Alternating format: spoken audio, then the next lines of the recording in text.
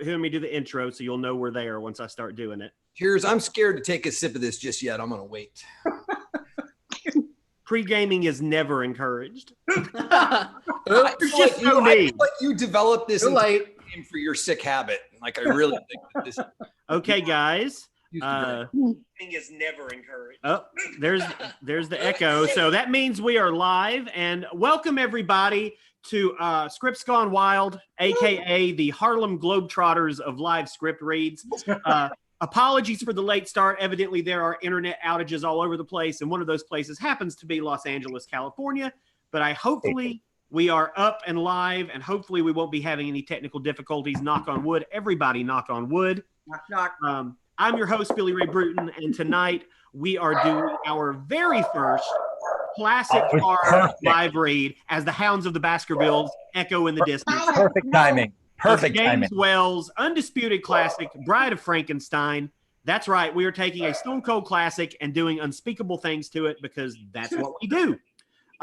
Before I turn it over to our actual host for the evening, Mr. Frank Dietz, I want to encourage everyone to please donate to our charity for the night, LA Regional Food Bank.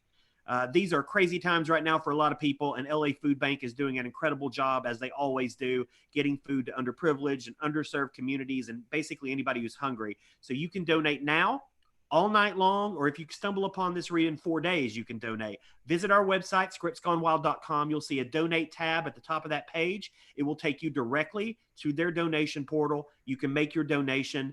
They will appreciate it. We will appreciate it. And we're going to remind you throughout the read as well.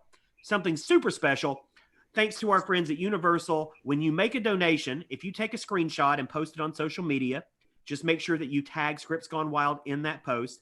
The person who makes the largest donation will win a pretty awesome prize, which is the Universal Classic Monsters Blu-ray box set. So that's 30 Universal films, all of the Dracula, Frankenstein, Mummy, Phantom of the Opera, Invisible Man, Creature from the Black Lagoon, Wolfman, all of those films are in that collection. So that's a pretty awesome prize. That is. And all you have to do, screenshot your donation. Largest donation gets it. We'll be accepting those for 48 hours after this read closes, and then we'll announce the winner on our Twitter page on Saturday morning. So that's super cool. Thanks to Universal for that. Thank you. And I'm going to go over the rules very quickly and then turn it over to Frank. For those of you at home, Scripts Gone Wild is a drinking game. If you flub a line, miss a cue, do anything that we can construe as a mistake, somebody on this screen is going to say drink. And that means you've messed up and you have to take a drink. We also let our social media audiences choose social words. These are words that, when read aloud by a reader in the script, everybody takes a drink. And those words for tonight are alive and friend. Frank originally wanted it to be Pretorius, but it said 180 times, and that would have killed everyone in Zoom. We also let our Patreon subscribers choose a finish your drink line, and anytime that line is spoken, when that line is spoken, everybody finishes whatever drink is in their hands, whether it's a fresh pour or just a couple of sips. And that line tonight is To a New World of Gods and Monsters. And then a couple of times throughout the read, we may get our YouTube chat people to just choose someone randomly to take a drink. That happens too occasionally. So that's all I've got for you guys. Please donate to LA Regional Food Bank. I'm going to be here in the background just yelling drink. And here's your host for the evening, Mr. Frank Dietz. Hey. Thank you all for tuning in tonight. This is really going to be a fun one. This movie from 1935 is considered by many to be the greatest horror movie of all time, even though it's a comedy in many ways. And we have a fantastic cast with us tonight. I'm very excited to have all these folks here. Some new, some alumni, but I'm just going to introduce them very quickly, and we'll get right into it. We can get to the horror. With us tonight are William Butler. Hey now. Hey. Oh, there you go. Rico Anderson. Rico. Liane Dietz. No relation. Aaron LaPlante. Wait, no, it is relation. Jim Beaver. Hey. Steve Sutton. Woo. Jennifer Lynn Warren. Clay Keller.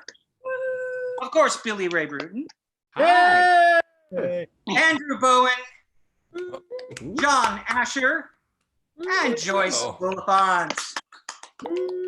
Thank you guys all for being here tonight to help bring donations to our cause. We, all of these shows are charity reads, so I think we're having some internet situation. Get as many different places as we can hit as possible. So tonight it is LA Regional Food Bank. So please, if you're watching, whatever you can donate, please donate. So if everybody's ready, I say we get to it. What do you think? I think we lost Andrew Bowen. Did you? No, Andrew's still there. Me? Oh, okay, cool. I saw his image disappear. Okay, no big deal. I'll be quiet now. All right, here we go. Lake Geneva in the year 1818. It is a dark and stormy night. Lord Byron holds court by the fireplace with Percy Bysshe. Bysshe? Anyone? Bish, I always thought. Is it just Bish? I always thought. Drink. Okay. Percy Bysshe Shelley and his bride, 18-year-old Mary Wollstonecraft Shelley. She practices needlepoint as Byron waxes dramatic. The lightning crackles and the thunder booms outside the castle. How beautifully dramatic. The crudest, savage exposition of nature at her worst without. And we three, we elegant three. I should like to think that an irate Jehovah was pointing those arrows of lightning directly at my head. The unbowed head of George Gordon Lord Byron, England's I think that's a drink. Greatest sinner. Drink. Somebody interrupted me. That's all right, I'll do it. George Gordon Lord Byron, England's greatest sinner. But I cannot flatter myself to that extent. Possibly those thunders are for our dear Shelley, heaven's greatest applause for England's greatest poet. What of my Mary? She's an angel. You think so? Oops. Thunder crashes beyond the great windows. You hear? Come, Mary, come and watch the storm. You know how lightning alarms me. Shelley, darling, will you please light these candles for me? Oh, Mary, darling. Astonishing creature. Hi, Lord Byron. Frightened of thunder, fearful of the dark, and yet you have written a tale that sent my blood into icy creeps. Look at her, Shelley. Can you believe that bland and lovely brow conceived of Frankenstein, a monster created from cadavers out of rifled graves? Isn't it astonishing? I don't know why you should think so. What do you expect? Such an audience needs something stronger than a pretty little love story. I'm gonna make myself drink. So, why should I write of monsters? No wonder Murray has refused to publish the book. He says his reading public would be too shocked. It will be published, I think. Then, darling, you'll have much to answer for. The publishers did not see that my purpose was to write a moral lesson of the punishment that befell a mortal man who dared to emulate God. Well, whatever the purpose may have been, my dear, I take great relish in savoring each separate horror. I roll them over my tongue. Don't, Lord Byron, don't remind me of it tonight. Oh, what a setting in that churchyard to begin with. The sobbing women, the first clod of earth on the coffin. That was a pretty chill.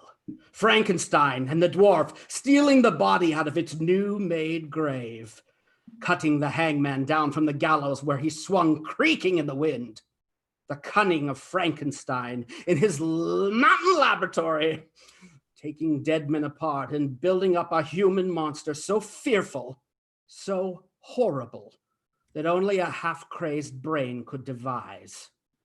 And then the murders.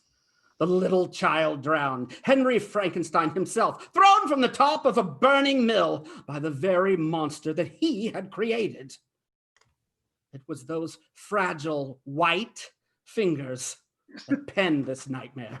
Oh, made myself, Byron. It's bleeding. Oh, there. I do think it a shame, Mary, to end your story quite so suddenly. That wasn't the end at all. Would you like to hear what happened after that? I feel like telling it. It's a perfect night for mystery and horror. The air itself is filled with monsters. I'm all ears. While heaven blasts the night without, open up your pits of hell. Well then, imagine yourself standing by the wreckage of the mill. The fire is dying down. Soon the bare skeleton of the building will be visible, the gaunt rafters against the sky. The scene shifts to the smoldering remains of an old windmill at the top of a hill. A group of villagers watch the remaining embers as they dance into the night sky. Holding torches and pitchforks, the townspeople cheer the death of the creature trapped within. Minnie, the loud, outspoken caretaker in the house of Frankenstein, stands at the front of the crowd. Well, I must say, that's the best fire I ever saw in all my life.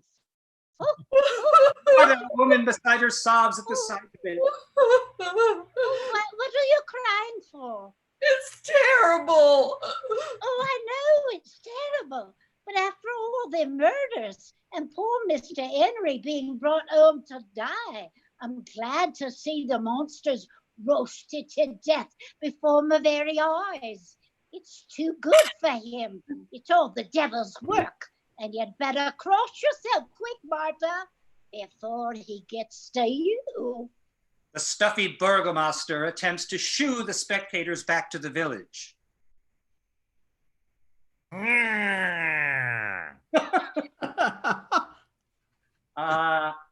Okay, Come along, it's all over. Get back to your homes, go to sleep. A large burst of fire erupts from within the blackened remains of the old mill. Oh, there it goes again. Oh, it ain't burned out at all. There's more yet. Isn't the monster dead yet? Oops, sorry, Mother. Lines, Rico. I will drink, my bad. Oh, that's... Drink the peach. High time every decent man and wife was in bed. Oh, okay. Oh, that's his insides caught at last. Insides is always the last to be consumed. Move on. You've had enough excitement for one night. This strange man you call a monster is dead. Rico, we're let Jim do it now. Okay. But thank you. Thank you. That calls for a drink. There we go. Move on. You've had enough excitement for one night. This strange man you call a monster is dead. Monster indeed. You may thank your lucky stars they sent for me to safeguard life and property. Well, why didn't you safeguard them that lies drowned and murdered? Come now, we want no rioting, no riots. Who's rioting? Move on. Good night, all, and pleasant dreams. Pleasant dreams yourself. Thinks he's somebody, everybody, just because he's the burgomaster. The crowd begins to disperse. Minnie approaches a cart where the villagers are loading the body of Henry Frankenstein. Oh, poor Mr. Henry. He was to have been married today to that lovely girl, Elizabeth. Cover him up. Someone must break the news to the poor girl. Ride as fast as you can to the castle and tell the old Baron Frankenstein we are bringing his son home. Okay. Drink. I'll drink to that. Oh, shut up. Oh, dear. Standing at the edge of the windmill, Martha pleads with her husband Hans to come away. Come home, Hans. The monster is dead now. Nothing could be left alive in that furnace. Why do you stay here? I want to see him with my own eyes. Oh, Hans, he must be dead. And dead or alive, nothing could bring our little Maria back to us. If I can see his blackened bones, I can sleep at night. Hans moves closer to the burnt ruins. Come back, Hans. You'll be burnt yourself. Maria drowned to death and you burned up. What shall I do then? Marta screams as Hans suddenly falls through the floorboards, disappearing to the ground. Overcome, she faints to the ground. Hans lands in the flooded cellar of the windmill. He flounders in the murky water. Just then, a large, pallid hand emerges from behind a beam. The face of the monster then appears, scorched from the fire, but still very much alive. The monster snarls and goes after Hans. No! The monster grabs the man by the neck and holds him beneath the water, drowning him. An owl watches as the monster then begins to climb his way up and out of the cellar. Up above, Marta awakens. Hans? Hans? Where are you, Hans? Are you all right? She moves to where she witnessed him fall through the floor. She can hear someone emerging from below. Oh, I hear you. Here, give me your hand, Hans. Here. She reaches out and grabs his hand to help him up, but it isn't Hans's hand. Oh, heavens. At the sight of the monster, the creature grabs her and throws her into the mill, breaking to make his way. Oh, there she goes. There she goes. Minnie. The two stare at each other for a moment. The monster seems baffled by this odd-looking goose. Minnie then starts wailing and scampers away. The monster just watches her go, looking utterly confused. At the main of the Frankenstein family, the villagers arrive with a horse-drawn carriage and the body of Henry.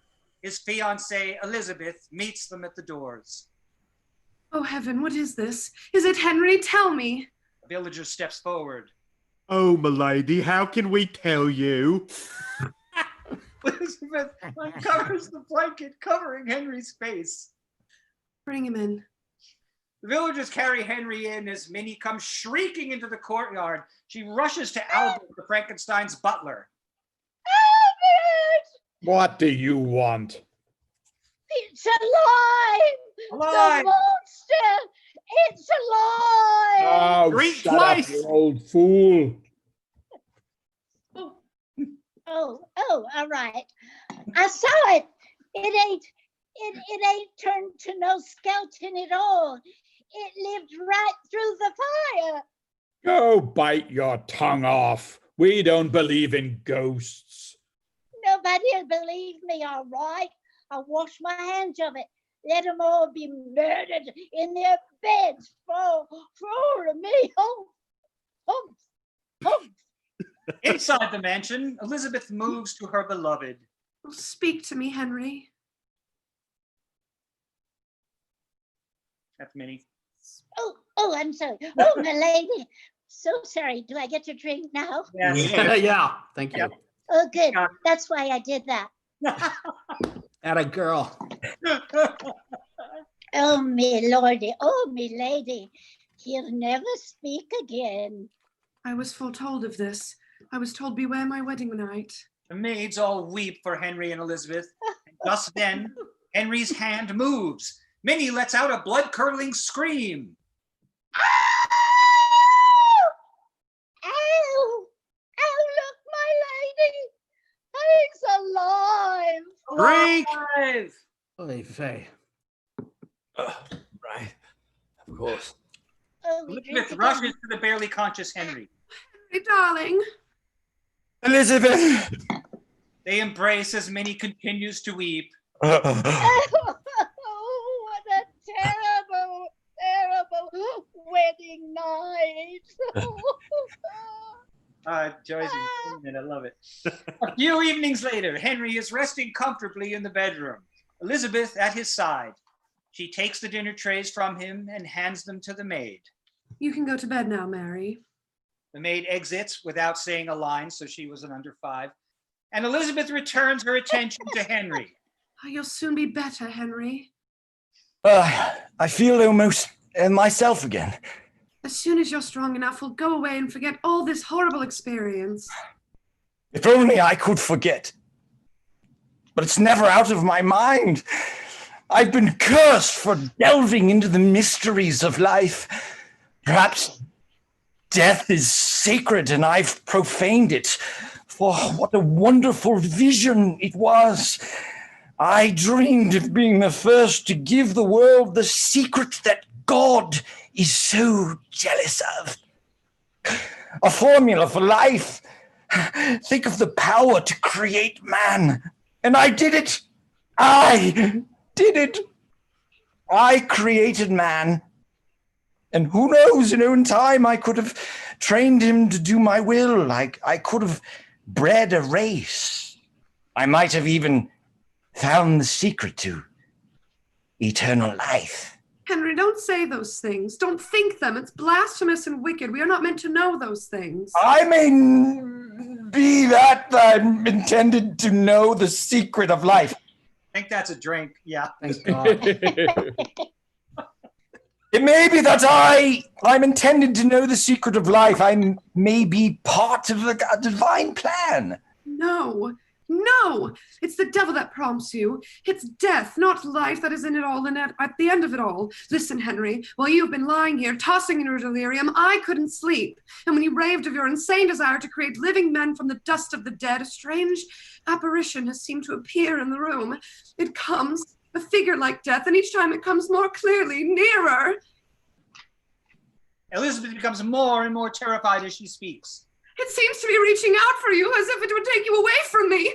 There it is. Look, there. I see nothing, Elizabeth. Where? There's nothing there. There. It's coming for you. Henry. She collapses into his arms, and they are startled by a sudden, furious pounding on the doors of the mansion. Minnie, in her robe and slippers, rushes to answer it. Albert, drive that man. He's never here when he's wanted. What's the good of stuffed footman anyway? The knocking and bell ringing continues. All right. Don't knock the castle over. We're not all dead yet.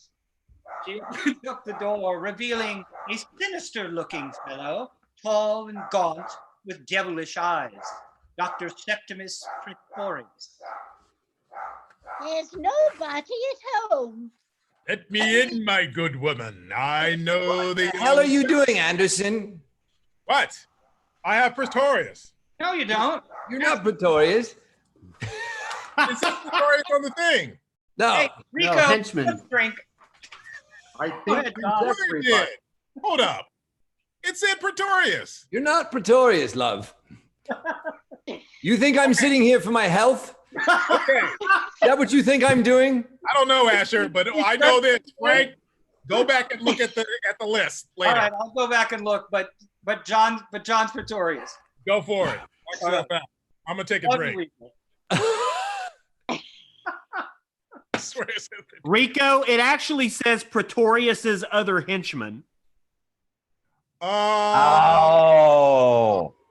So yeah, This you is need to great, take a though. big I'm sure drink. everybody's really super entertained right now. Take a big drink. Awesome. I love this. Keep it going. They usually are. How Go the ahead, sausage Al. gets made. Well, I'm in the family. So there you go. Hit it, Asher. All right. Is it all right if I talk for a second? Yeah?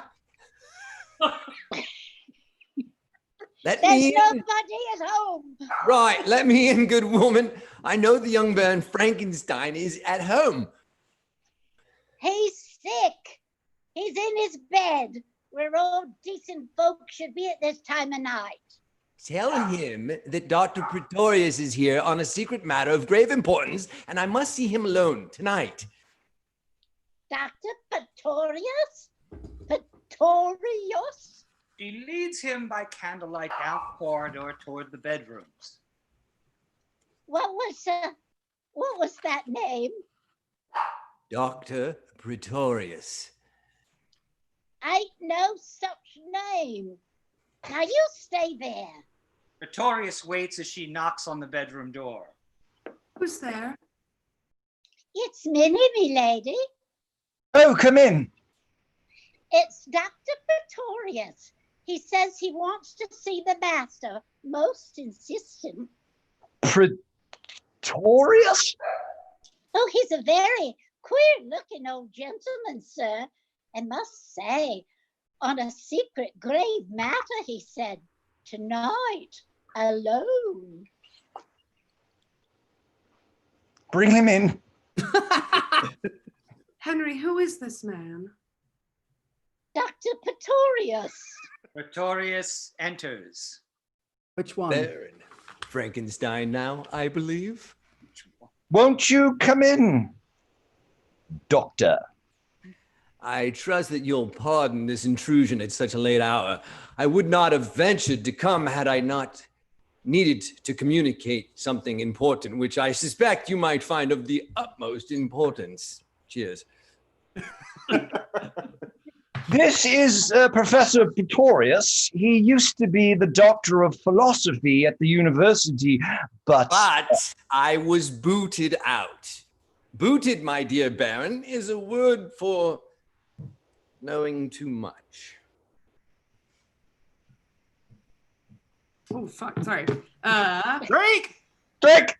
I don't think I could drink much more, love. Henry's been very ill, Professor. He shouldn't be disturbed.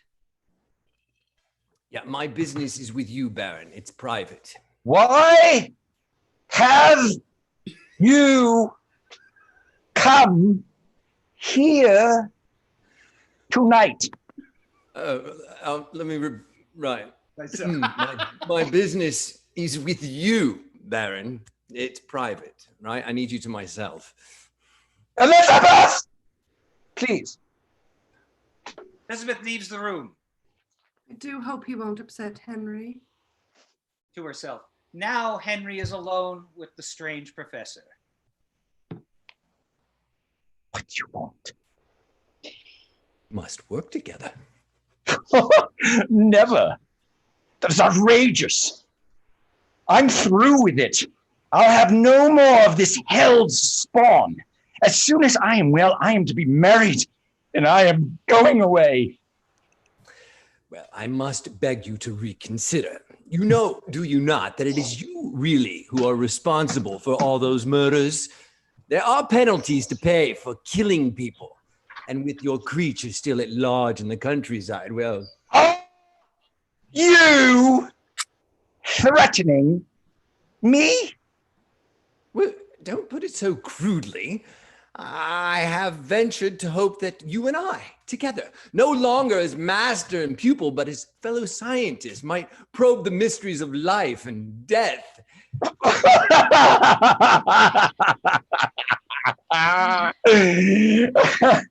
Never. No further. And reach a goal undreamed of by science. I can't make any further experiments. I've had a terrible lesson. That's sad, very sad. But you and I have gone too far to stop, nor can it be stopped so easily.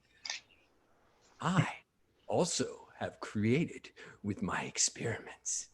That is why I'm here tonight. You must see my creations. You have also succeeded in bringing life to the dead? If you do me the honor of visiting my humble abode, I think you'll be interested in what I have to show you. After 20 years of secret scientific research and countless failures, I also have created life, as we say, in God's own image. I must know. When can I see it? Oh, I thought you might change your mind. Why not tonight? It's not very late. Is it far? No, but you will need a coat. A short while later, Henry's coachman pulls up to the humble abode of Dr. Pretorius. I think your coachman had better wait here. Once inside, Henry sees that the living room has been turned into a small laboratory. Won't you sit down, Herr Baron? Before I show you the results of my trifling experiments, I would like to drink to our partnership. Do you like gin? It's my only weakness. They raise their glasses. To new world of gods and monsters. Finish your drink. I Early one this time. Okay. Yeah. Pretorius drinks. Henry does not. But you have to, Andrew. Of course. Yes, I did. Well, hey, Henry, the creation of life is enthralling, distinctly enthralling, is it not? I cannot account precisely for all that I am going to show you, but perhaps now that you are my partner, you can.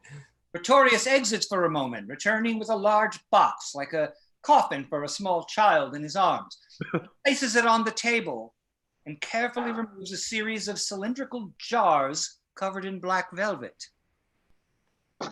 My experiments did not turn out quite like yours, Henry, but science, like love, has her little surprises, as you shall see. Good heavens, Doctor. What are these? There is a pleasing variety about my exhibits. My first experiment was so lovely that we made her a queen. Pretorius removes the covering of the first jar, revealing a tiny little woman the size of a small doll, sitting on a throne and dressed like a queen. Yes. The lady rises and curtsies. Now, she was so madly. Oh, wait, what? And I listen to me for a minute. Okay. She's charming, don't you think? Then, of course, we had to make a king. Yes, here he is. Second jar reveals a second tiny person, this one dressed like Henry VIII, chewing on a turkey leg. The king jumps up at the sight of the queen. Yes, and he's so madly in love with her that we had to segregate them. So I put them in separate pods. The king tries to get the queen's attention, banging on the glass of his jar and blowing kisses. Now, I have to be very careful with the king. Now, behave. My next production looked so disapprovingly at the other two that we made him an archbishop. Reveals the third jar, another man dressed in papal robes. Yes. The next one is the very devil. Go back, John. What? Drink. What did I do? Yes, sorry. Yeah, I'm pretty drunk right now. Pretty drunk isn't drunk enough. Another man dressed in papal robes. He seems to be asleep. I must wake him. Hello. Pretorius taps the glass, and the tiny priest jumps up to scold the king and queen. Yes. Good. Yes. The next one is the very devil. He reveals the fourth jar containing a dapper, devilish-looking fellow in a dark cape. Bizarre, this little chap. There's a certain resemblance to me, don't you think? Or do I flatter myself? I took a great deal of pains with him. Sometimes I have to wonder whether life wouldn't be much more amusing if we were all devils. And no nonsense about angels and being good. Oh, there's that king again. Come on. The tiny king has escaped his jar and is rushing over to woo the queen. Even royal amours are such a nuisance. Poor Archbishop, he has his hands full. Pretorius picks up the king with a large pair of tweezers and drops him back into his jar. He places a teacup on top of the jar to prevent further escapes. Yes, okay. There you go. That'll keep you quiet. He uncovers the fifth jar, revealing a tiny ballerina. Ah, yes. My little ballerina. Ooh, she's so charming, but such a bore. She won't dance to anything but Mendelssohn's Spring Song, and it gets monotonous. Ooh, my next is very controversial, I'm afraid, but you can never tell how these things will turn out. The final jar is filled with water and contains a miniature mermaid brushing her long flowing hair. Oh, yes. It was an experiment with seaweed, normal size. That's been my difficulty. You did achieve size. I need to work that out with you. Henry appears to be repulsed by the diminutive spectacle and moves away from the jars. But this isn't science. It's more like black magic. You think I'm mad? Perhaps I am.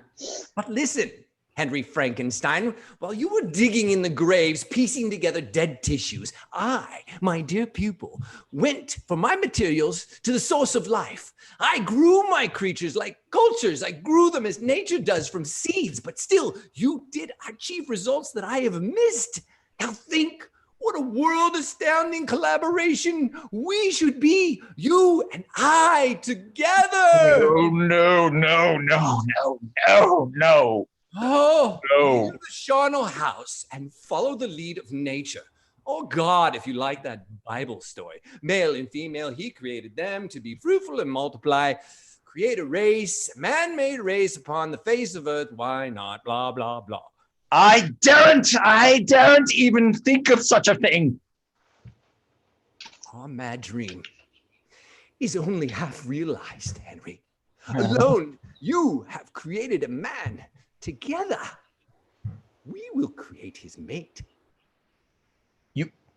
You mean? Yes, a woman. That should be really interesting. Frank, before you get going here, I just need to insert and say, Rico, you need to take a random drink according to the chatters on YouTube.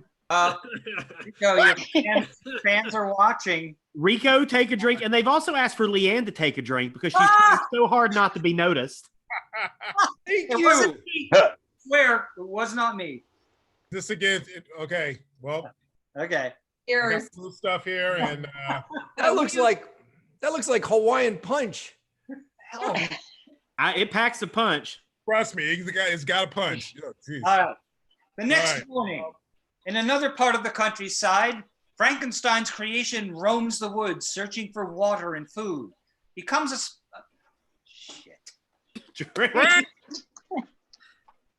He comes upon a small waterfall flowing into a pond. There is a flock of sheep with bells around their necks grazing around the pond. The monster kneels down to drink from the clear water, his left hand still damaged from the fire. He notices his reflection in the water and doesn't like it. Just then, he notices a young shepherdess on the hill above the pond. He smiles and moves to befriend her. Upon seeing him approach, the girl screams and panics, toppling into the water below. Monster rushes in to save her, pulling her to safety. But the girl awakens to see him above her and begins screaming again. Don't touch me! Monster clamps his hands over her mouth to get her to stop. Two hunters hear the screams and rush to the scene. Anyone will do. I'm afraid to talk. There she is! Quick!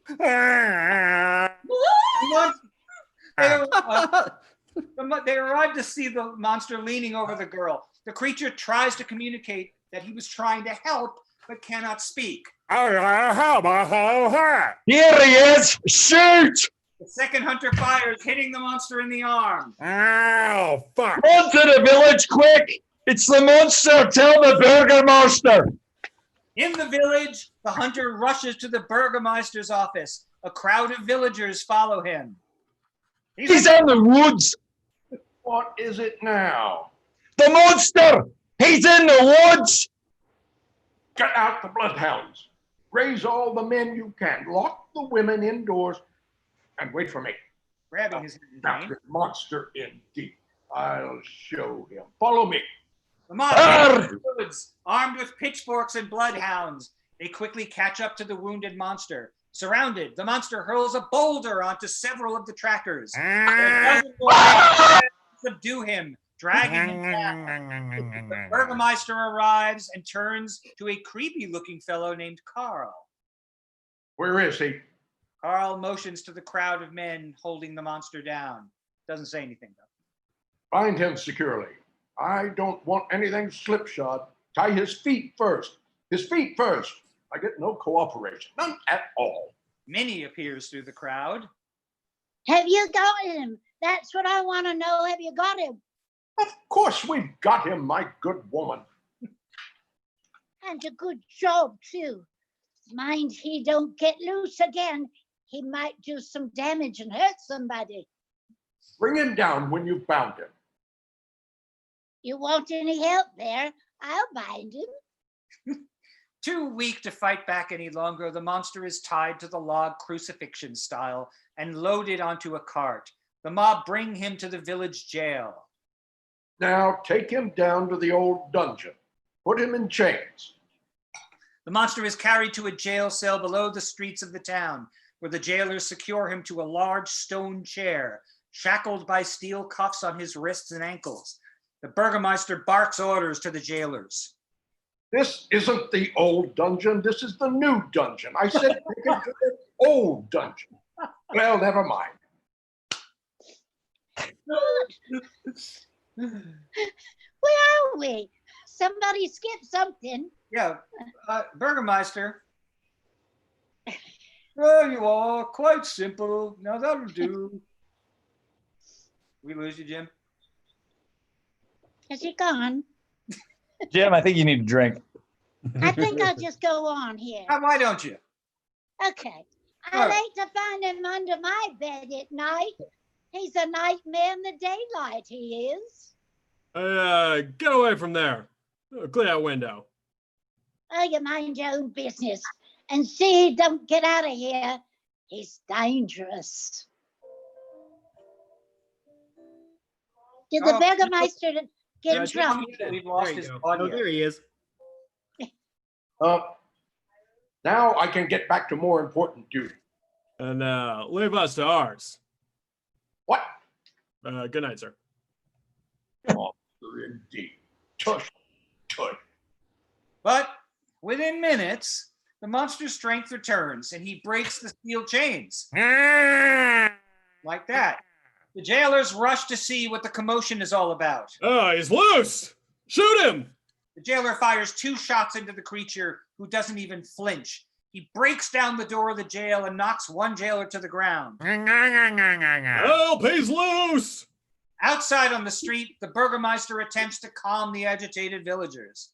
Go to your homes, just an escaped lunatic. Merely wanted someone to handle it, that's all, quite harmless. The monster breaks out of the jailhouse and the villagers scatter like rats. Then he stops a man holding a shotgun. Hey, look here. Why don't you shoot him? He's coming.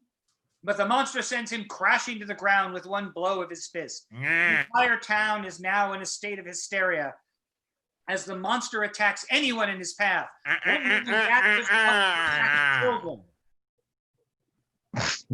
We have a mother.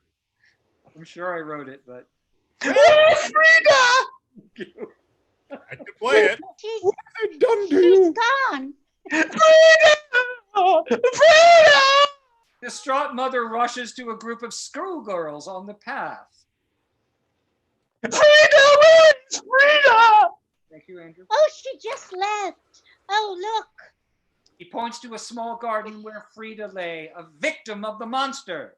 Frida! Oh, what have they done to you? Throughout the town, Minnie and a few others hear a terrible scream coming from a second-floor home.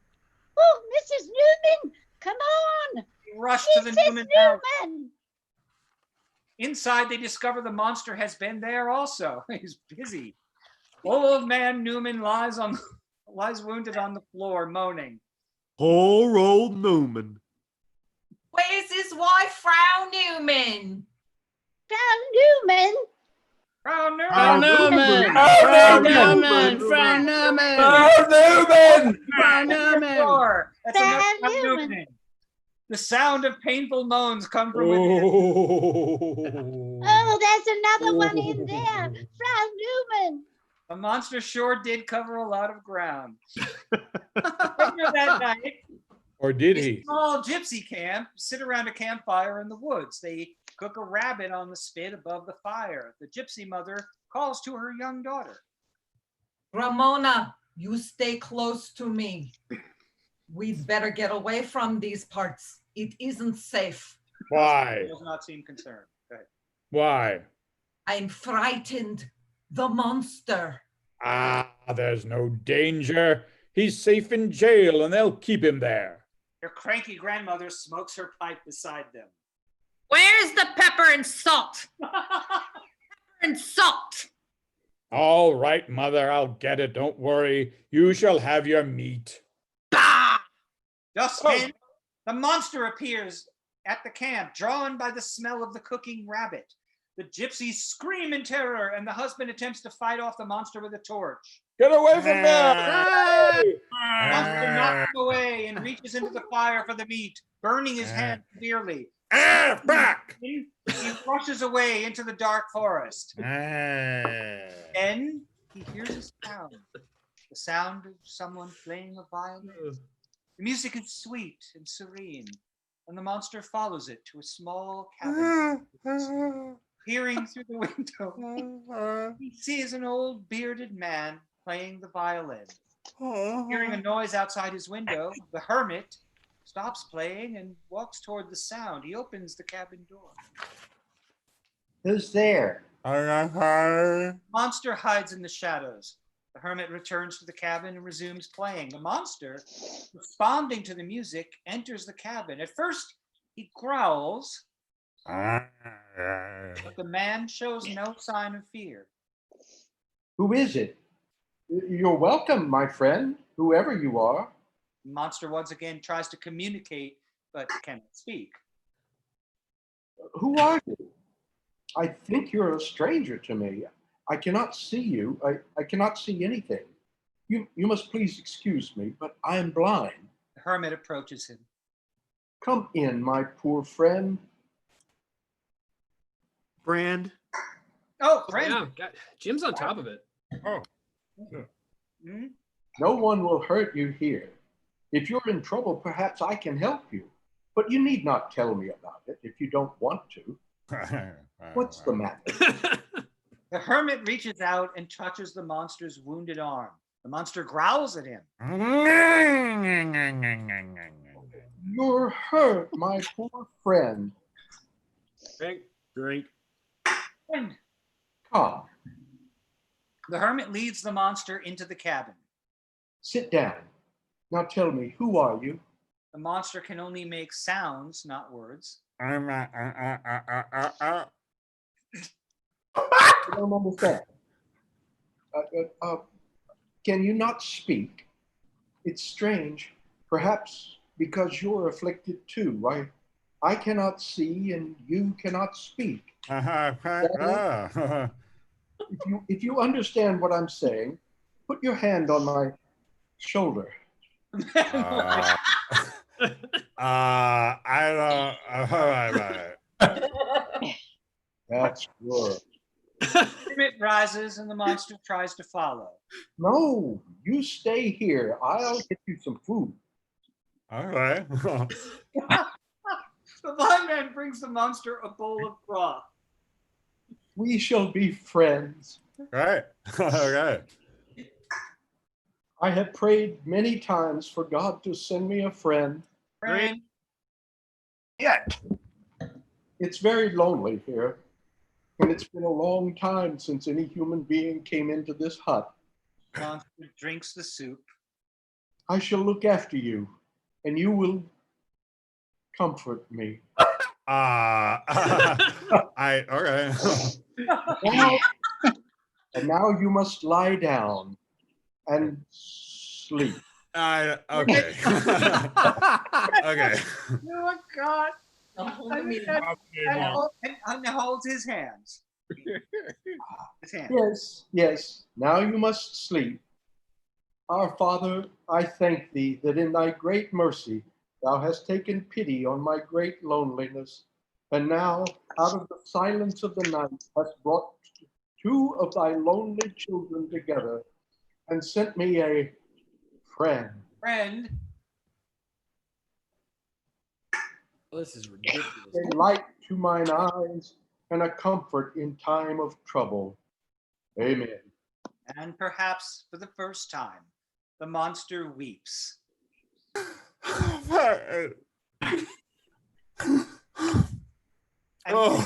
And a Jesus on the cross lights up and glows for some strange reason, but that's a visual thing. I'm not going to go for it. Many days later, the monster and the hermit are finishing their breakfast together. And now for our lesson. Remember, this is bread. Bread. Bread. And this is wine to drink. Drink. Okay. No, that was, oh, never mind. Too late. Never go here. The monster takes a big gulp of the wine. Good. Good. We are friends. Oh, boy. Oh. You and I. Friends. Oh, Jesus. Friends. Good. Good. Now for a smoke. Herman puts a cigar in his mouth. In my mouth? Oh, that's a misspelling. I'm so sorry. Or was it? And lights a match. The monster growls at the sight of the flame, but the Oh, no. You're stupid. Good. This is good. Smoke. You try. hands the cigar to the monster, Smoke. who takes a puff and another and another.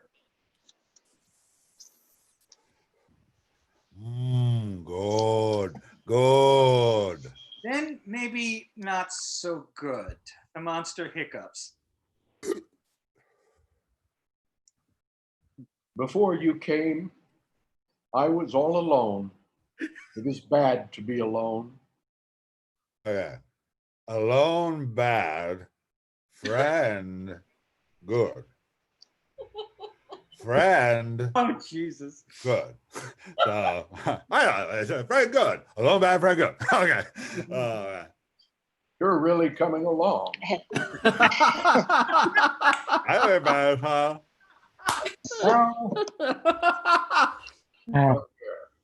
The hermit leads the monster toward the fireplace. He picks up a piece of firewood. And what is this? The monster doesn't know. This is wood for the fire. Wood! Wood. Okay, yeah. And this is fire. Yeah. Uh-huh. Do the stage direction. No, fire is good. Fire, no good. Monster remembers his burnt hand. Ah. There is good and there is bad. Good. Bad. Oh, good. I got it. Monster gets the idea. Yeah. Got it. He grabs the violin and hands it to the hermit. Good. Music? Aha. They sit as the hermit begins to play. The monster is really enjoying himself. Just then, John Carradine, two huntsmen step in the doorway of the cabin. Can you tell us how to get out of this wood? We've lost our way. Oh, come in, friends. And rest a while. As they step forward, they see the monster. Look. It's the monster. I'm sorry. Go. Yeah. The monster rises, glaring and giving them a menacing snarl. Stupid. One hunter moves to load his shotgun. The monster races toward him, throwing him to the floor. The hunter puts himself between them. What are you doing? This is my friend, see? Friend. Friend? Oh, God. This is the fiend that's been murdering half the countryside. Good heavens, man. Can't you see?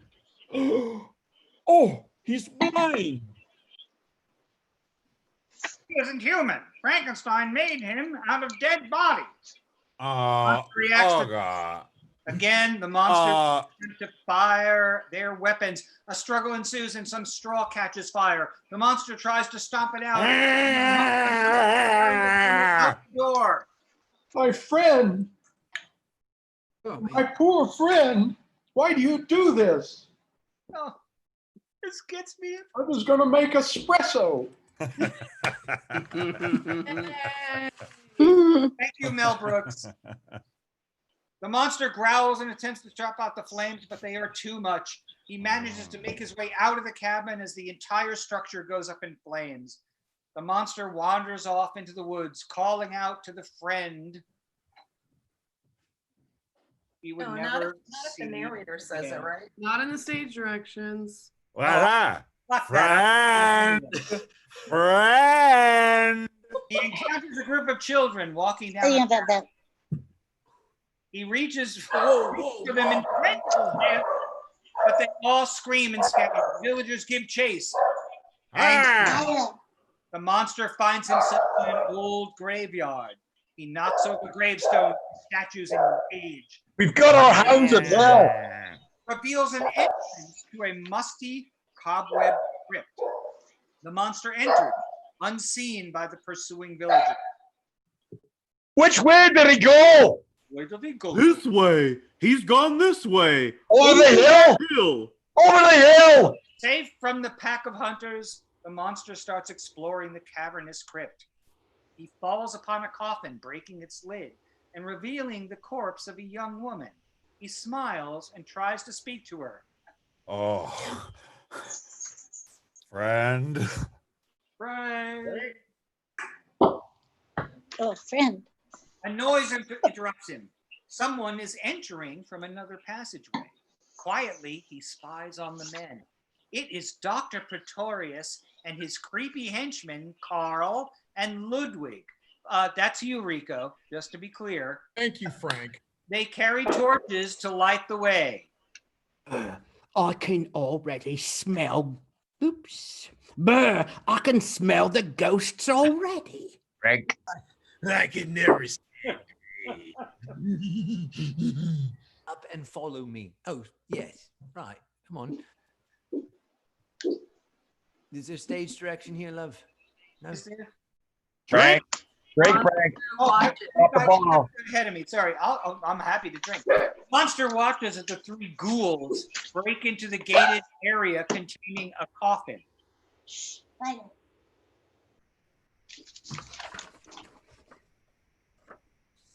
Pretorius? Yes, I'm here. Thank you, Harry. Read the inscription. What does it say? Died 1899. Madeline Ernestine, beloved daughter of... Yeah, never mind that. How old is she? Age 19 years, 3 months. Well, that's the one. Get to work. What are you waiting for? Mercy on us. You want me to send you back to the gallows where you belong? Could be no worse than this. Well, are you ready? Yes. Well, here goes. Hiding in the shadows, the monster watches as Carl and Ludwig crowbar the coffin open. Inside lay the remains of a young woman. Pretty little thing in her way, wasn't she? I hope her bones are firm. They remove the corpse from the coffin and put it back on its pedestal. The heaves lighter now. Yes. Oh, thank you. Thank you. Keep going. Wow. Well, Doctor, I guess that's all for tonight. Can we go home now? Pretorius pays them for their services. Yes, please. I shall wait here for a bit. I rather like this place. Be careful nobody sees you leave. All right, we know. And leave me the lantern down there. All right, all right. Creeps leave the crypt, leaving Pretorius seemingly by himself. Carl turns to Ludwig. If there's much more like this, what say you, pal? We give ourselves. You broke up there, but that goes for me too. Forgive us. This is no life for murderers. Back in the crypt, Pretorius opens a bottle of wine and unwraps his roast chicken dinner. He laughs as he smokes a cigar and raises his glass to the skeletal remains around him. I give you. He laughs again, and the monster finally steps out of the shadows towards him. Pretorius turns to see him, barely batting an eye. Oh, I thought I was alone. Good evening. The monster motions to the doctor's cigar. Oh, friend? Friend! Oh, shit. Oh, woof. Monster. Is it your line? I said smoke, friend. Is that all right? Is that all right? Yes. Drink. I hope so. Asher, drink. I'm drunk. Yes. Is anybody ever throwing up on this show? All right, here we go. No, Yeah. but on that note, I want to insert and say, please donate to our charity right now. Yes. Donate. Donate. LA Regional Food Bank. Make a donation. Yes. Send a screenshot showing us that you donated, and you can win the Universal Classic Monsters prize pack. Yeah. Whoa. And it doesn't matter if it's $1, $2, $5. Every single dollar makes a difference. So That's right. The Every more single dollars dollar makes a like difference. But if you 30. donate $1,000, you'll probably win that prize pack. Just to be safe. Just to be safe, do 1,000. Just to Yeah. be safe. Our livers are counting on you. Hey, Aaron, I want you to say donate to our charity as the monster. And monster. It does breathing And voice. Monster. Yes, I hope so. Have a cigar. They're my only weakness. Pretorius moves to fetch a cigar, and the monster goes for the chicken. good. He happily chomps on the chicken pieces, bones and all. Points to a wine bottle. Drink. Good. The good. Pretorius laughs and pours himself a glass of the wine. Not pours him a glass of the wine. That's on me. Drink. The monster guzzles it down, and then looks at the human skull sitting beside the bottle. You make man like me. Oh, woman, friend for you. Friend. and Woman. Friend. Yes, I want friend like me. You know, I think you can be very useful. I'm going in and out of Cockney in London. I don't know where I am now. I don't know what the hell's happening. I think you can be very useful. And you will add a little force to the argument if necessary. Do you know who Harry Frankenstein is and who you are? Yes, I know. Made me from dead. I love dead. I hate living. I hate him. You know? You're wise for your generation. We must have a long talk. And then I have an important call to make. Monster picks up the skull, studying it. Woman. Friend. Think. Wife. At the Frankenstein mansion, Minnie enters the study where Henry is packing up to leave with Elizabeth. That Dr. Pretorius is here again, sir. there! I knew it! Send him away. I won't see him. I certainly will. Minnie goes to tell Pretorius to leave, but the sly professor slips in through another door. Good evening, Henry. Baroness, I have not yet had the opportunity of offering you my congratulations on your marriage. Pray accept them now. Elizabeth, Am I talking to my shadow? Dr. Pretorius, I don't know what your business is with my husband, but whatever it may be, I tell you frankly that I am not afraid of it or of you. Henry's been very ill. He's in no state to be alarmed or annoyed. Your visit now is most unwelcome. Henry, I heard the carriage drive up. I'll see that the baggage is put in, then we're leaving. Elizabeth exits, leaving Henry alone with Pretorius. No, I think you know why I'm here, Henry. All the necessary preparations are made. My part in the experiment is complete. I have created, by my method, a perfect human brain, already living but dormant. Everything is now ready for you and me to begin our supreme collaboration. no, don't tell me of it. I don't want to hear it. I've changed my mind. I won't hear it. Accept this. I thought we might need another assistant. Perhaps he can persuade you? Pretorius moves. Persuade me! We shall see. Persuade me! We shall see! Opens the door to reveal the monster. No! Oh, not that! Oh, relax. He's quite harmless, except when crossed. The monster steps inside, approaching Henry. Oh, Frankenstein. oh, He acts in horror at the sound of the monster's voice. Yes, relax. There's been a few developments since he came to me. The monster motions to Henry, Sit down. which is a reference to the first movie, Frankenstein. Anyway, Henry obeys. what do you want? You know. This is your work. Yes. I'll have no hand in such a monstrous thing. The monster gets angry.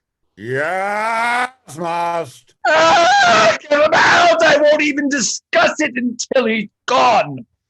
All right. Go now. Go. Monster reluctantly heads for the door, but turns back to Henry before stepping outside. You must do it. You don't do it. You don't do it. Do it. Never! Nothing can make me go on with it. The monster growls at him. Now! Signals for the monster just as he closes the door. Get out! More importantly, now. Now! Yes, now! The monster nods and then slips around to the back of the mansion. He spies upon Minnie and Albert preparing Elizabeth for he trip. I wrote that. He trip. He tripped. Joe, Frank. Put the bags in the carriage and I'll be out in a moment. Go and tell the master to hurry, Minnie, or we shall lose the train. Oh, excuse me for being so nervous, my lady, but I don't like leaving you alone. Oh, nonsense, Minnie. I shall be all right. Oh, I hope so, milady. Minnie exits and the monster quietly enters. Is that you, Henry? The monster steps up behind her. She turns and screams. Ah. The monster grabs her and carries her out. Minnie arrives just in time to see them disappear into the night. Milady! Ah! Screaming, Minnie rushes to the study to tell Henry what has happened. Hearing the scream, Henry senses what has happened, so he didn't have to be told. Milady, Elizabeth, the mistress. He and Pretorius move to meet her in the hallway. The staff all rush in as well. Oh, milady, Elizabeth, the mistress. What is it? What's happened? Oh, sir, she's gone. The monster, he's got her. I saw it. The Baroness is gone. Oh, this is Pretorius. What? It's Pretorius. That's what I drank. That's what I drank. This is Pretorius. This is doing Any more pages? search parties There's not a moment to lose. Before any action can be taken, Pretorius smashes a vase, because they called it a vase back then, for their attention. I charge you, as you value your mistress's life, to do nothing and say nothing of this episode. I will assure you that the Baroness will be safely returned if you will leave everything to me. Nothing, that is, except what he demands. High up in the hills, the monster carries Elizabeth to a cave in the side of the mountain. A large bat flies past them, which was used in many, many, many Universal movies. As the monster drops Elizabeth onto a bed of straw, luckily there were beds of straw in caves and mountains back then, a small fire is lit to keep the cave warm again. He growls at her to keep quiet. Victorious' abode, exhausted from searching for his bride. I'm fine. I can find no trace of Elizabeth. Oh, I admit I'm beaten. But if you could bring her back, I'll do anything that you want. Are you ready to complete with me this final experiment? What about Elizabeth? She's well and will be safely returned if you will proceed. I'm ready. A short while later, they arrive at Frankenstein's old castle laboratory, along with Carl and Ludwig. Mind the steps. They're a bit slimy, I expect. I think it's a charming touch. They move into the main laboratory and begin the experiment. It is interesting to think, Henry, that once upon a time, we should have been burned at the stake as wizards for this experiment. For you. Doctor, I think the heart is beating. Pretorius rushes over to where Henry is working. Look, it's beating, but the rhythm of the beat is uneven. Ah, yes, increase the saline solution. Henry obeys. Is there any life yet left? Fuck. No life itself yet. This is only a simulacrum of life. This action only responds when the current is applied. We must be patient. The human heart is more complex than any other part of the body. Look, the beat is increasing. Yes! But the heartbeat drops down to nothing. It stopped. Shall I increase the current? Is that?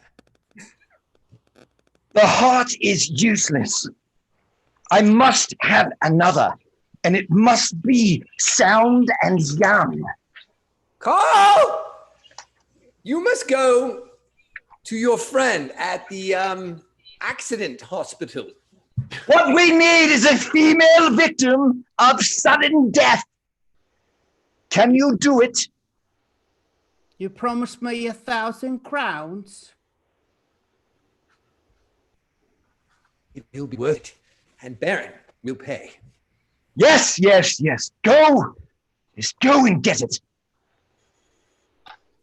I'll try. I'll try. Carl grabs his coat and hurries toward the castle doors. There are always accidental deaths occurring. Always. Carl murmurs to himself as he exits the castle. What a weird fuck this one is.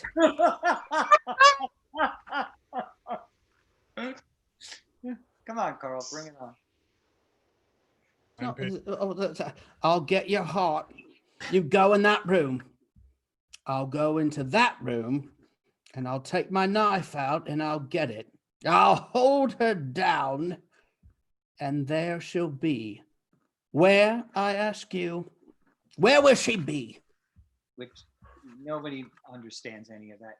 I On didn't the either. dark and cobblestone streets of the village, Carl lurks in the shadows. One thing's for sure, 1,000 crowns. A young woman walks alone down the street. Carl waits until she is just past him and throws a cloak over her head. Later at the castle lab, Henry has a new heart he required. That's on me. Frank! Thought you'd get away with that. Henry has the new heart he required. It's beating perfectly, just as life. Oh, if only I can keep it going until... It was a fresh one. Pretorius again breaks a glass as a warning to Carl to shut up. Henry eyes him suspiciously. Now that's on me also. Go ahead. All right, Frank. Keep going. Where did you get this? I gave the gendarme 50 crowns. What? What gendarme? All right. It's gendarme, but whatever. Gendarme. Not on you. Not on you. Said give. Pretorius, who mouths the words, "Peace case." It was a police case. Said I give. Yes, for Christ's sake, it's very sad. Only we can't bother about it right now. Can I do anything? You need help? No! I cannot work. Oh boy. No! I can work better alone. Pretorius leaves him be, but Henry is so exhausted he begins to fall asleep. Just then, the monster enters the castle. Seeing Henry nodding off, he goes to him and shakes him awake. Work. Where's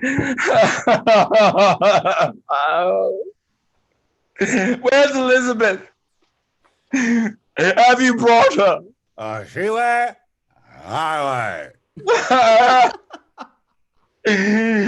I'm exhausted. I must get some sleep. What? Finish? All right. I can't work like this. Oh, fuck. He must go away. Send him away. I'll settle him for a little while. He lures the monster away with a bottle of wine and a Oh, yeah. The monster happily watches as Pretorius pours some wine and then adds another liquid to the glass right in front of him. Oblivious to what Pretorius has done, Oh my God. the monster drinks the potion and promptly passes out. Oh, thank God. That will keep you quiet.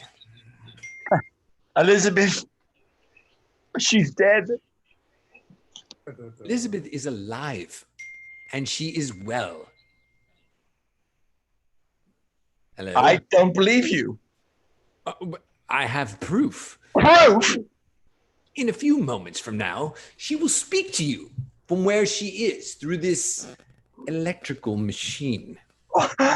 Where is she? Not far from here. Pretorius produces what appears to be a wireless communication device. So Pretorius also invented the telephone, which, we didn't know about. It buzzes, indicating someone is calling. Speak, and she will hear you and answer. It's great. Yes. Oh, this is Henry.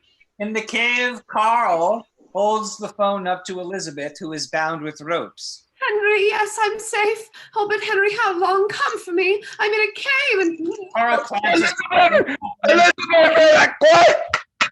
She's gone!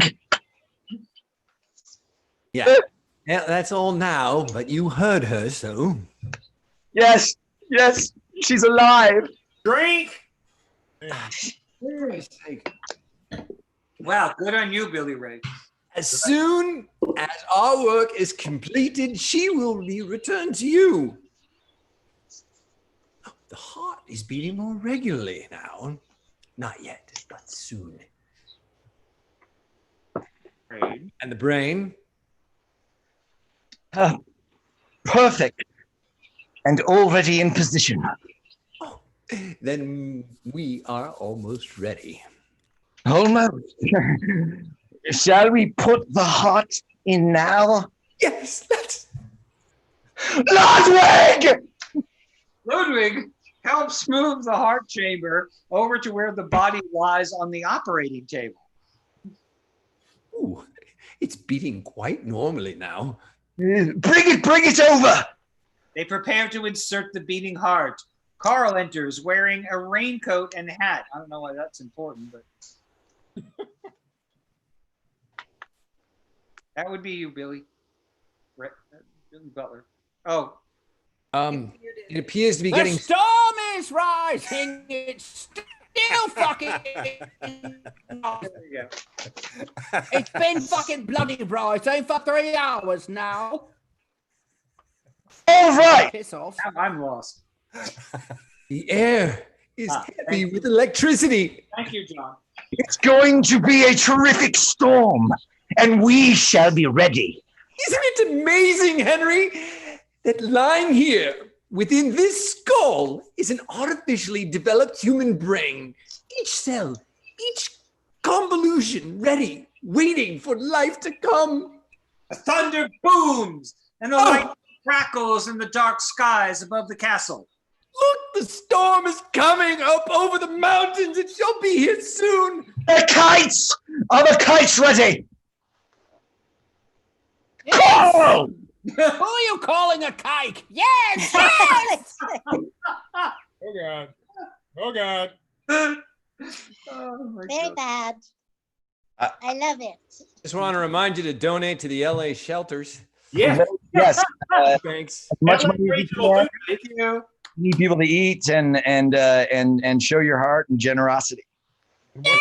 As much as you can possibly donate would be wonderful. And Here's a toast to the LA food. Very. Toast. Yes, it's very, very good. Absolutely. Everybody drink. I just did. Yes.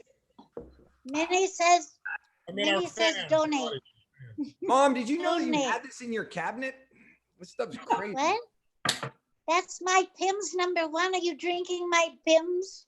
Yeah, it's super good. Oh, you're in trouble. Oh. You're in All right, big trouble. Frank, are we at the top of 44 or what's happening? Yes! Kites! The kites! The kites! Thank you. Get him ready, Ludwig. Kites ready. Seems he wants to see the kites. Carl rushes to the rooftop where the kites are ready to be released. Henry places a large conductor near the head of the wrapped body. Stand back. Stand by the roof. Cosmic diffuser! Carl lowers a huge spiral-shaped machine in the lab just above the body. Wires! Send down the wires! The wires drop and Henry and Pretorius hook them up to the body. All right. Stop your winches. I'm coming up. The machines in the lab all begin to buzz and crackle. Henry rushes up to the roof. Now, up with the kites. You take #2, Ludwig. You've checked your connections. Yes! Stand by. Let's go, #1. Let it go, Carl. Sparks rain down into the lab. The machines light up around them. The sound of the machines becomes deafening. It's coming up. With the throw of a switch, the lab table rises up to the rooftop. The kites sway overhead. The monster, awoken from his drunken nap, goes to the rooftop. Carl panics at the sight of him. Go back! Go back down! Go down! Carl grabs the torch and waves it at the monster. No, don't! No! Get away! Frankenstein! Get away! Get away! Monster chases him to the edge of the castle roof. Carl tries to back him off with the torch. No!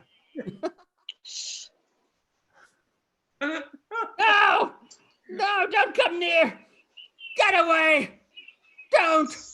No! Monster is no longer afraid of fire. No longer hot. Played by Jim Beaver earlier in the show.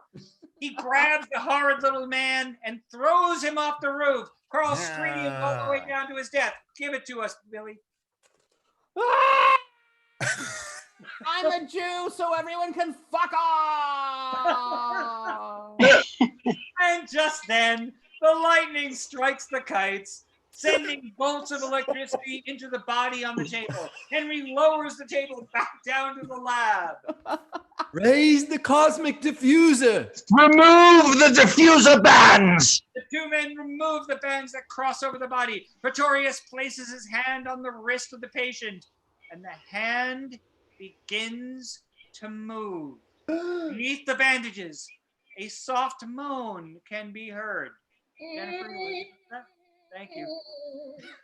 Pretorius removes the gauze covering her eyes. They are open, awake. She's alive! Yay! Alive! Drink twice. Okay. Quickly, they swivel the table forward to an upright position. She raises her arm up and then drops her head, falling unconscious. A short while later, the patient's bandages are removed and she is draped in a long white gown, her hair now set in a high nest, accented by silver streak on each side. Pretorius is brimming with pride. The bride of Frankenstein.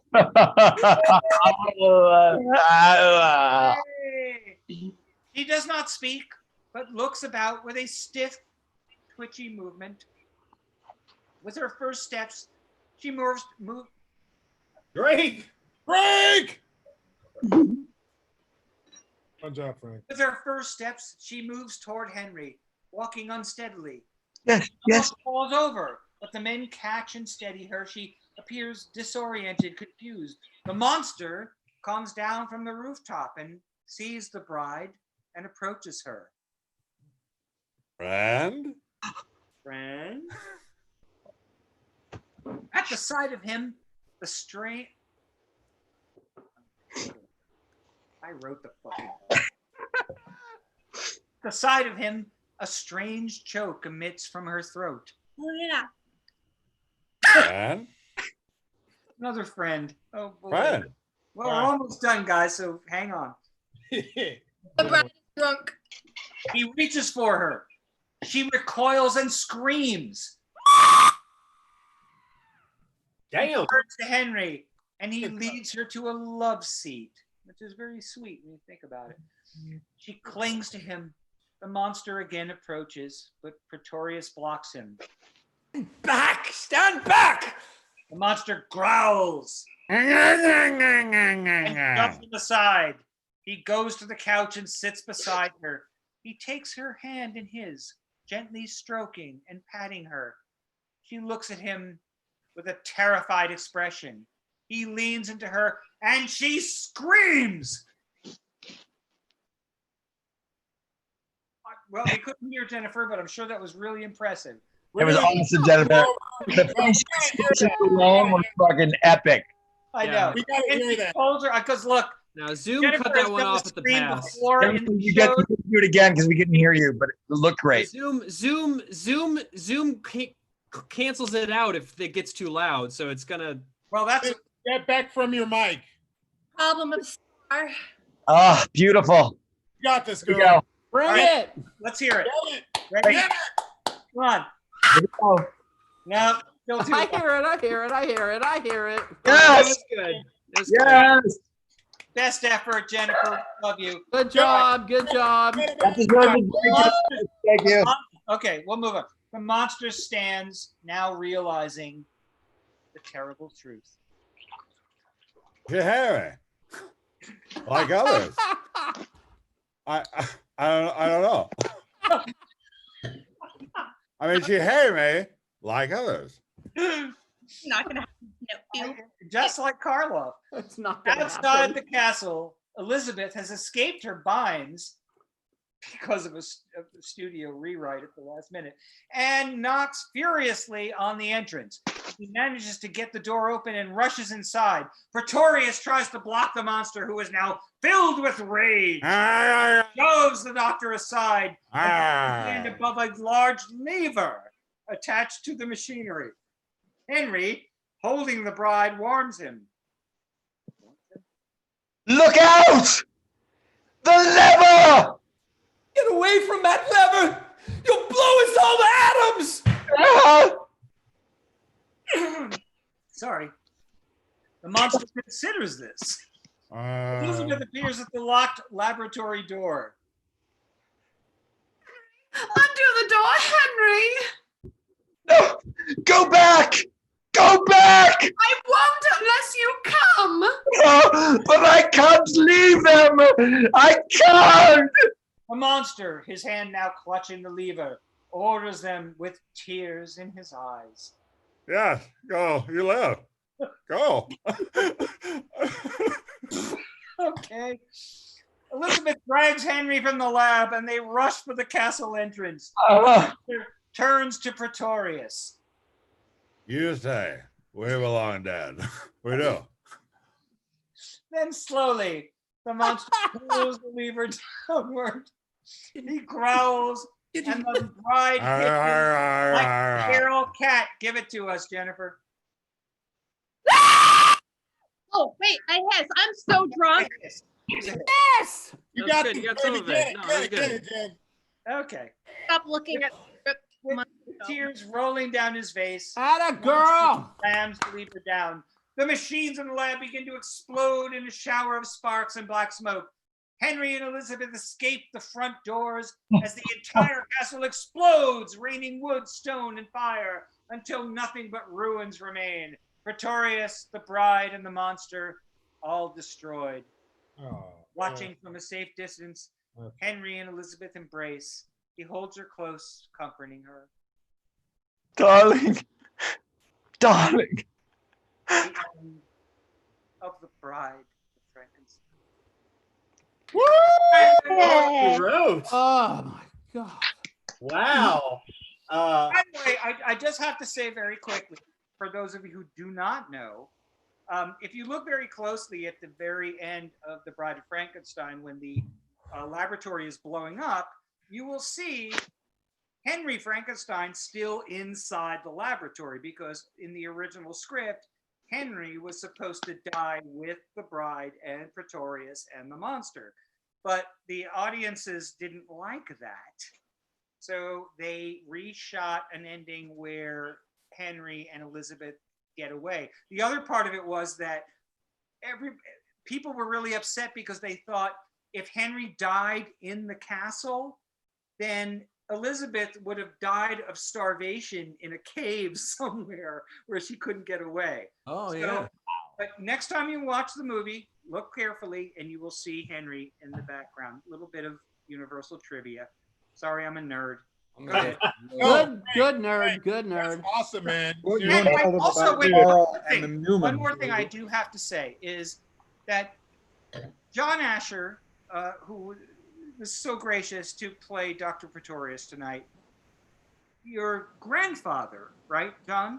Was your grandfather? Yeah. Was a producer at Universal Studios in the 1930s, and actually was a producer on Dracula and Frankenstein, and I believe this movie also. Yes. So it's wonderful to have you be part of this. Oh, look. Yeah. And Elsa Lanchester was a very dear friend of mine who was the bride of Frankenstein. Oh my goodness. Wow. I have a question. That's wonderful. I have a question.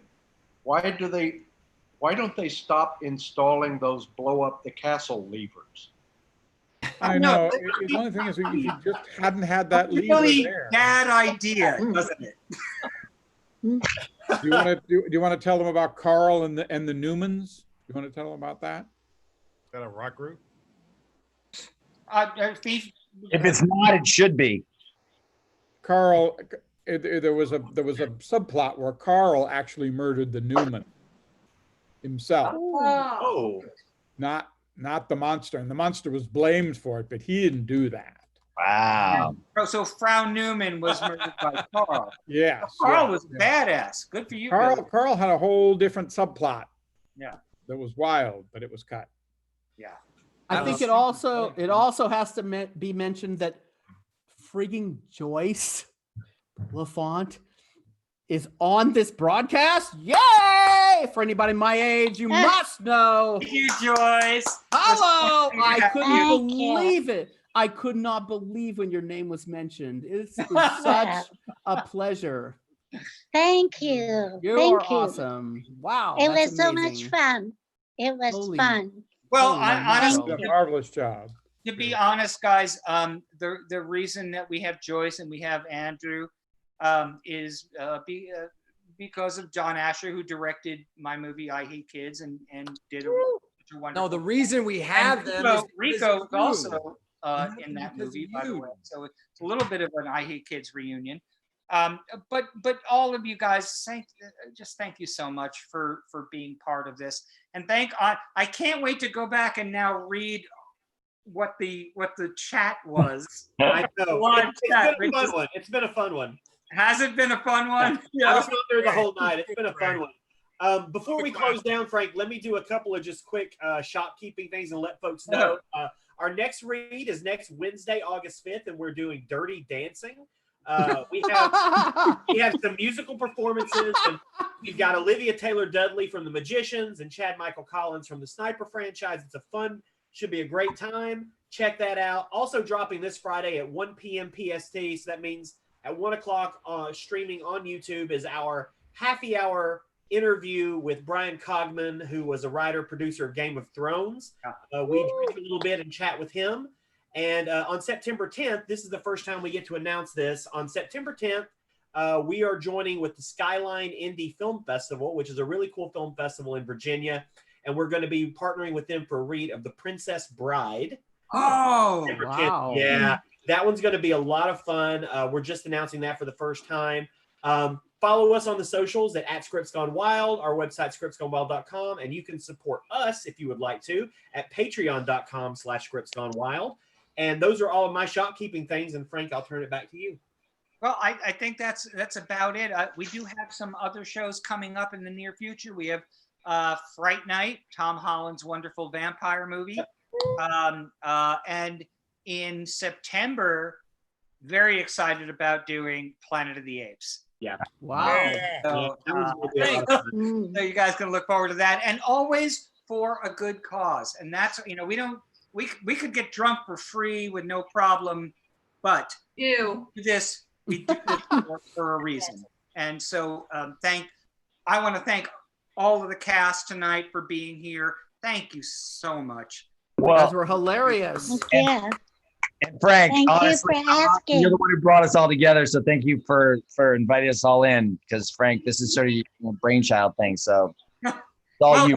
Good job, Frankie boy. But I just come in to help from time to time. Frank does the Lord's work. Wait a second. Wait, well, I have an idea. Uh-oh. And I'll talk to Frank and the heads of the team here. But don't you think we should do a Wow, it's very dramatic. Incredible timing. Freeze frame. God, it was the connection went out right when you were about to do it again. Oh, airplane. To do airplane. Oh, Oh my God. I said that last week. Perfect. That you don't have to convince me to do airplane.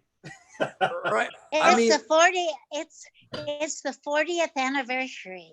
Oh, And I'm on the back cover of the 40th anniversary. As I started to say VD, CD. We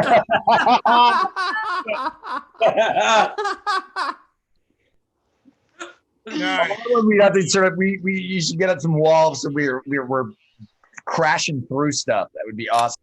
That's fantastic. Airplane. Thank you guys. That was so fun. Yeah, thank you, Andrew. guys. Yeah. Good job. Good Thank you, night. everyone. Good night. Great Donate, seeing you. donate, donate, Donate. donate. Even Donate. goes a long way. Thank you. Bye, Andrew.